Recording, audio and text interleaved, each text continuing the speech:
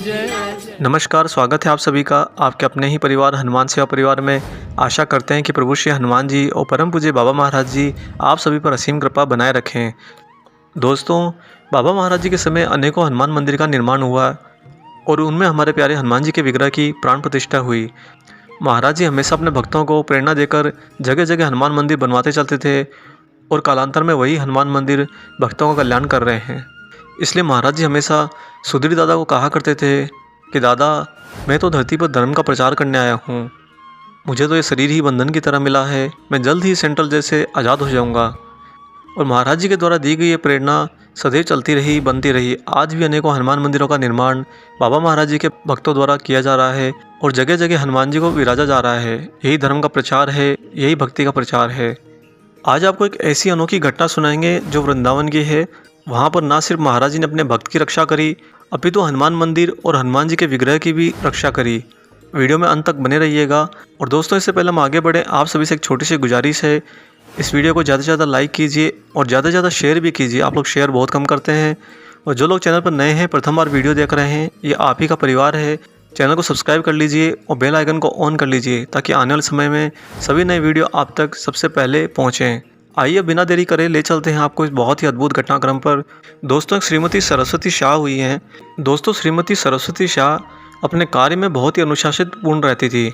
उनके इतना समर्पित होकर अनुशासन पूर्ण रहने के कारण ही उन्हें कोतवाल माई का नाम दिया गया था। श्रीमती शाह एक बार वृंदावन आश्रम में महाराज जी के विग्रह के समक्ष बैठकर हनुमान चालीसा का पाठ कर रही थी। श्रीमती शाह हनुमान जी को बहुत मानती थी और यह बात उन दिनों की है जब श्री सिद्धि माँ वृंदावन आश्रम में विद्वान थी। जिस समय कोतवाल माई हनुमान जी के सामने हनुमान चालीसा का पाठ कर रही थी, उसी समय पास में मंदिर की परिक्रमा में बैठी श्री सिद्धि माँ अपनी राम नाम की पुस्तिका में राम नाम लिख रही थी। पाठ शुरू करने से पूर्व जब श्रीमती शाह ने श्री माँ को प्रणाम किया तो श्री माँ का आंचल उड़कर उनके सिर पर आ ढका। उस समय कोतवाली माई को बहुत ही दिव्य अनुभव हुआ। उन्हें लगा कि किसी दिव्य शक्ति का उन पर आशीर्वाद मिला है। इस घटना की दोबारा पुनरावृत्ति तब हुई जब उन्होंने अपना पाठ समाप्त कर महाराज जी को नमन करने के बाद पुनः श्री माँ को फिर से प्रणाम किया। दोनों बार श्री सिद्धि माँ का आंचल हवा के एक तेज झोंके से उड़कर उनके सिर पर आ गिरा। फिर जब कोतवाल माई ने श्री माँ को प्रणाम करने के बाद अपना सिर उठाया तो उन्होंने आकाश में एक चमकता हुआ तीर सा प्रकाश पुंज दिखाई पड़ा। उस समय आकाश एकदम बिल्कुल साफ था, कोई बादल नहीं थे, ना ही मौसम खराब था। यह दृश्य अचानक से देखकर श्रीमती शाह श्री माँ के पास से हटकर एकदम खड़ी हो गई। उन्होंने यह देखा कि वह प्रकाश पुंज एक गोले में बदलकर मंदिर की तरफ बड़ी ही तीव्र गति से आने लगा है। और तभी मंदिर के पुजारी ने जोर से कहा कि बिजली चली गई है, बिजली चली गई है। कोतवाली माई को समझते देर न लगी कि यह प्रकाश पुंज आकाश विद्युत थी। आकाश विद्युत अर्थात जिसे हम बिजली गिरना कहते हैं। कोतवाली माई मन ही मन महाराज जी को जोर जोर से पुकारने लगी।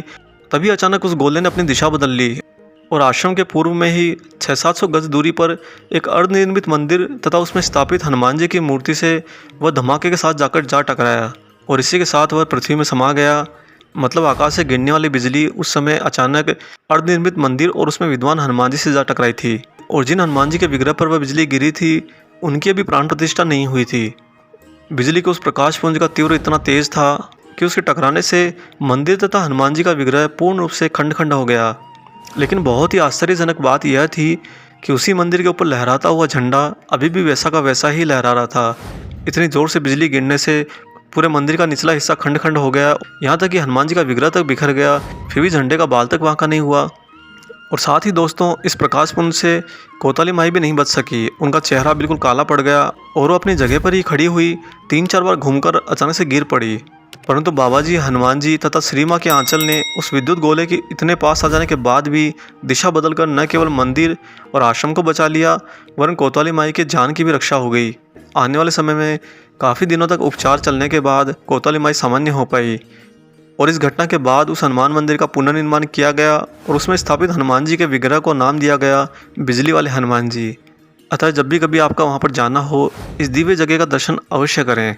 दोस्तों, महाराज जी का आशीर्वाद इतना प्रबल है कि उनके स्मरण मात्र से ही प्रकृति अपनी लीलाएं करने के लिए मचल उठती है और आते हुए संकट, चाहे वह प्राकृतिक संकट हो या भौतिक संकट हो, वह अपनी दिशा ही बदल लेते हैं। अगर स्वयं काल भी आ जाए और महाराज जी वहाँ पर खड़े हों तो काल भी अपना रास्ता बदलकर वापस चला जाता है। इन सब घटनाओं का मतलब यह नहीं है कि आप महाराज जी से इन सब वस्तुओं की या इन सब ऊर्जाओं की प्राप्ति के लिए ही भक्ति करें। महाराज जी की भक्ति प्रेममय है, उनके प्रेम में रहिए क्योंकि उनका प्रेम ही आपके हृदय को और आपकी आत्मा को परिवर्तित करता है। और आने वाले समय में निरंतर उनकी भक्ति में रहकर आप एक बहुत ही अच्छे कार्मिक मनुष्य में परिवर्तित हो जाते हैं, अर्थात आप अपने जीवन में वही कर्मों की ओर अग्रसर होते हैं जो ईश्वरमय होते हैं। हम बाबा महाराज जी से यही प्रार्थना करते हैं कि जितने भी लोग उन्हें जानते हैं या जितने लोग उन्हें नहीं भी जानते हैं, उन सभी का कल्याण हो, उनके सारे कष्टों का इसी जन्म में निवारण हो। आशा करते हैं आज का वीडियो आपको पसंद आया होगा। वीडियो को ज़्यादा से ज़्यादा लाइक कर लीजिए और जो लोग चैनल पर नए हैं, चैनल को सब्सक्राइब अवश्य कर लीजिए। जल्दी मिलेंगे आपसे फिर से एक और ऐसे ही शुभ अंक के साथ। तब तक अपना और अपने माता पिता का बहुत अच्छे से ख्याल रखिए और प्रभु श्री हनुमान जी और महाराज जी का गुणगान करते हुए उनकी निस्वार्थ होकर सेवा करते रहिए। जय सिया राम।